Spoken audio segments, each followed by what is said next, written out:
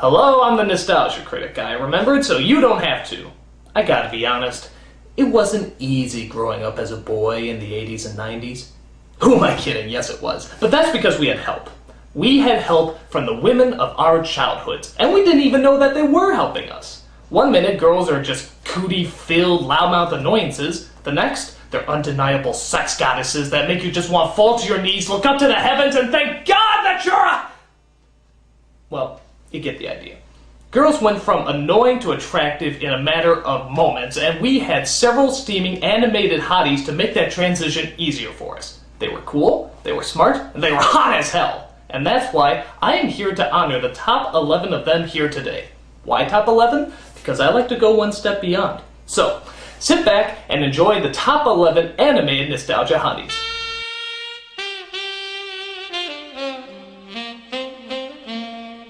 Number 11. Linka from Captain Planet. Yeah, as much as I hate this show, you have to admit that little Russian stroganoff was pretty damn attractive. She was cute, strong, and had one hell of an attractive accent. Saving our planet is, yes, a good thing.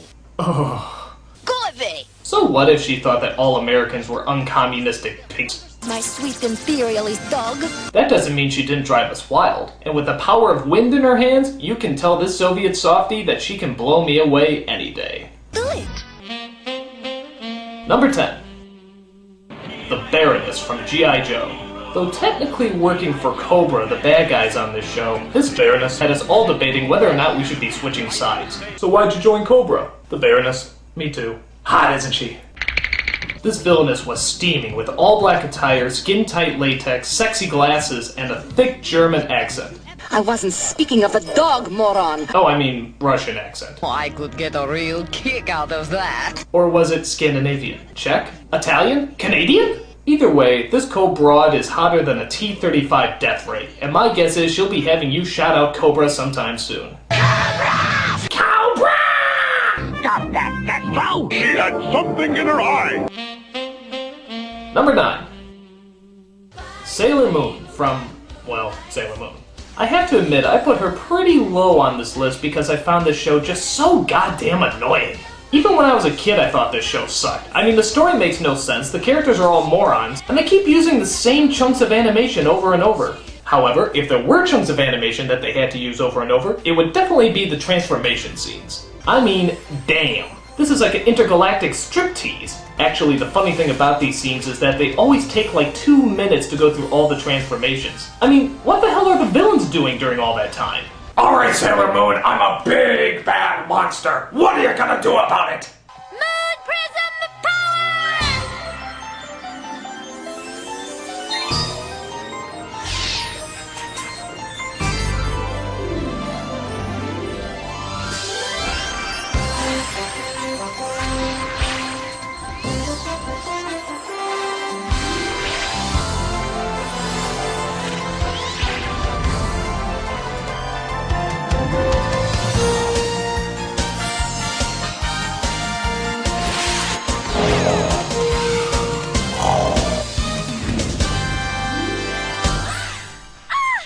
Nevertheless, you can't argue with good Japanese animation and their ability to put women in skirts that are so short they give new meaning to the term moon power. Sailor Moon, from anime to animator. Number 8. Harley Quinn from Batman. Of all the characters in the world, you'd think the Joker would be the last person who would need a sidekick. But when one of the writers suggested that one of the Joker's henchmen should be replaced with a henchwoman, instant history was made. And thus, Harley Quinn was born, an energetic, totally psychotic airhead who had the hots for the Joker, aka Puddin'. Since then, Harley has gone on to stardom, even getting herself her own comic book series. So what is it that makes her so damn attractive? Is it her energetic personality? Is it her figure in that skin-tight outfit? My guess is it's because she's going out with the Joker, which gives the rest of us homicidal maniacs who are dreaming of love much needed hope. Do tell! There's no doubt about it. Harley Quinn gives new meaning to the term crazy love. You're really sick, you know that, boss? Number 7. Hello Nurse from Animaniacs. If more nurses looked like this, I'd probably go to the doctor more often. With her 40s style dress, long slinky legs, and hot killer body, she's the cartoon character that made sexual harassment fun again. And even helped coin the phrase, "Hello Nurse." Hello, nurse. Okay, so I don't think this phrase ever actually caught on, but it was definitely used in the show a lot. She was always the object of Yakko and Wacko's affection, which always left Dot with, okay, that's kind of creepy. Disgusting. Hello Nurse, she's every patient's dream come true. Boys. Number 6. Chitara from Thundercats. If Angelina Jolie and Chester Cheetah ever had a kid, chances are she looked something like this. Faster than lightning and just as hot, Cheetah was just as exotic as she was erotic. And trust me when I say she gave new meaning to the term, fast pussy. Oh come on, I had to! She was fierce, dominant, and made the Roadrunner look like a handicapped turtle. Chitara. If she doesn't make your sword grow, nothing will. Easy for you to say. Number 5. Daphne from Scooby-Doo. Talk about a character who did absolutely nothing. She never solved any mysteries, never found any clues, but goddamn could she wear that purple dress. So what if she has the personality of a hairspray can? She was the only thing in Scooby-Doo that was appealing to look at. I mean, think about it. Velma's a lesbo, Shaggy's a stoner, Scooby's a dog, and Fred, well, I just don't trust anyone that wears an orange neckerchief, and I don't think you should either. Daphne was the only character that you actually look forward to seeing. She was colorful, polite, and of course, hot as lava. Daphne. She may not have a clue, but I'm sure she has several restraining orders. You shouldn't believe everything you read. Number 4. April O'Neil from Teenage Mutant Ninja Turtles. Talk about a true damsel in distress. There wasn't 1 second of this show where she didn't need saving. Uh-oh. But despite that, she was a pretty fun character. She was cynical, she was funny, and let's not forget that skin-tight yellow jumpsuit. I mean, what reporter wears skin-tight yellow jumpsuits? It makes no sense. I can tell you right now though, if more reporters wore skin-tight yellow jumpsuits, I would know everything that's going on in the world. I would watch the news so much you'd have to pry me away from those jumpsuit-wearing journalists. Well, maybe not all of them. But nevertheless, April was always the damsel who got herself into trouble, and yet you always looked forward to saving. She was quick, feisty, clever, and always knew how to make the green boys turn red.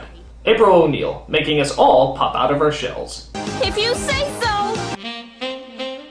Number 3. Rogue from X-Men. There's nothing like a little southern comfort to calm you down, and Rogue was definitely that. With her sizzling accent and southern personality, Rogue was always that forbidden fruit that you could never touch. Literally, if you touch her, you go into a coma for the rest of your life. But hey, that just made us want her more. She could fly, she was strong, she was smart, and of course, she was saucier than Texas prime rib on barbecue night.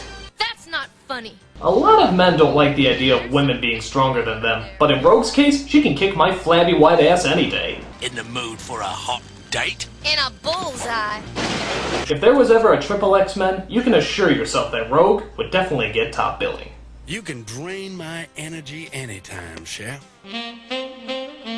Number 2. Ariel and Jasmine from The Little Mermaid and Aladdin. It's hard to choose which one of these fairy tale beauties was sexier, so I just gave them both their own number 2 spot. I mean, these two hotties make Barbie look like Betty Crocker. With their big, wide eyes and soft, curvy lines, there's no doubt that Disney definitely knew how to make our dreams come true. Now, a lot of you might be wondering, why didn't I put Belle on there? Well, it's not that she wasn't beautiful, smart, and a well-developed character. It's just that, well, she didn't show her navel. And on this countdown, that earned you like 20 more points. Sorry, kid, nothing personal. Now, all 3 of these beauties made their appearance at a time when anime women were just concerned about one thing. More. There's so much more. There must be more. I want more. Why is it Disney women are never satisfied? You're fucking royalty! If you had any more, you'd be freaking gods! But nevertheless, it was Ariel and Jasmine who were the exotic beauties, even though Ariel is technically a fish, which would make relationships difficult, but not impossible. Both of them were active, fun, adventurous, and willing to show off their belly buttons. Ariel and Jasmine, the princesses of our hearts. And every other stuffed shirt, swaggering peacock I've met. And the number 1 anime nostalgia hottie is... You had plenty money now. Man, like I even gotta say her name. There is no doubt about it, Jessica Rabbit is the most attractive thing ever drawn on paper. With her thick, luscious lips, half-shut eyes, and long red hair, Jessica Rabbit had every man jealous of a stinking cartoon character. Come on, Roger, let's go home. I'll bake you a carrot cake. That fucking rabbit.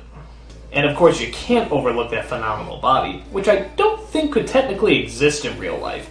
I mean, think about it. If the breasts are twice the size of her waist, and yet her waist is half the size of her legs, she would probably fall to the ground unable to keep her balance. But fuck it, we didn't care. She looked unbelievable. The ultimate femme fatale. She was mysterious, erotic, and knew how to tempt men.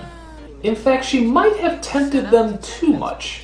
There's an infamous controversial scene where Jessica is flung out of the car where she exposes herself not once, but twice in a matter of seconds. This scene caused so much controversy that they actually re-released it on video and blocked out the image covering it with her dress. Well, if an animated woman is so hot that even the animators had to see her naked, chances are she really does deserve the #1 spot.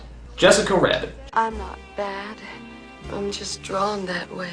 Really drawn that way. And those are the top 11 anime nostalgia honeys. If you got some laughs out of this, thanks for watching. If you got aroused by any of this, they're not real. For God's sake, seek some help. I'm a nostalgia critic. I remember it so you don't have to. Why don't you do right?